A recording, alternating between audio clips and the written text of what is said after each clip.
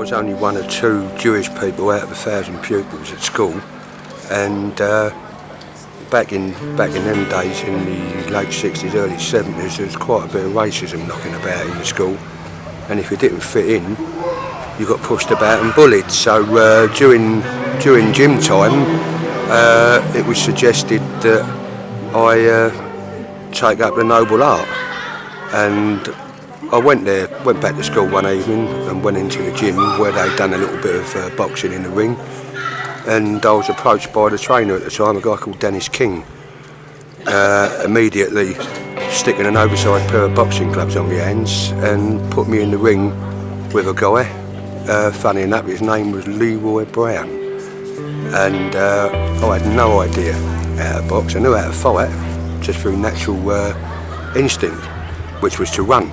But I was encompassed in the ropes and in the ring, so once I slipped up against the ropes and came out, we started fighting. He saw a little bit of talent there. Leroy, who was almost a young, experienced boxer and had a few bouts, suggested that I keep up with it. He said, because he was a bit of a pal at school, he was one of my classmates. So I went home that night and told my mum and dad. My mum weren't for it because she didn't want to see her little boy knocked about. Unfortunately, the boys would look, you see before you now, weren't the way I was born, because I forgot to duck most of the time.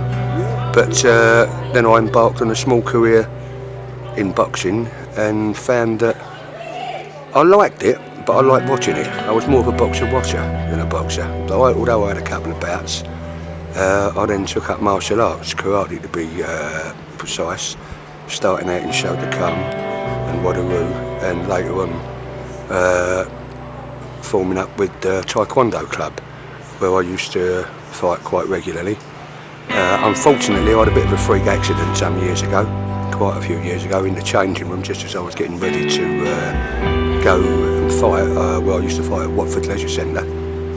I was palling up with a guy called Bill Fahey, who was a pal of mine, a bit older than me, and I was stretching his legs, one on my shoulder. And as I did so, he turned round to me and said, "Sire Titus has just walked into the room," which was a guy that I was just about to fight. And as I looked round, Bill's foot slipped out of my hand as I had it raised right up, and it slipped through my hands and come down hill first, full throttle, and broke my jaw, which put me out of action for quite some time, losing a few of my teeth and knocking my nose out of joint for a little bit. But no, back onto the boxing. I think it's a wonderful sport.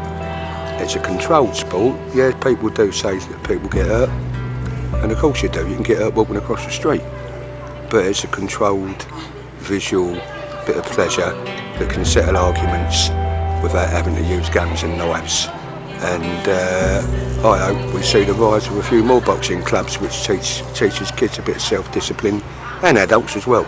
I think it's a fantastic sport. And if you're careful with it, it'll be careful with you. You've just got to know how to pick your hands up and defend. And remember, it's not all about defending, because you've got to throw a couple of punches as well, otherwise you're going to get hurt.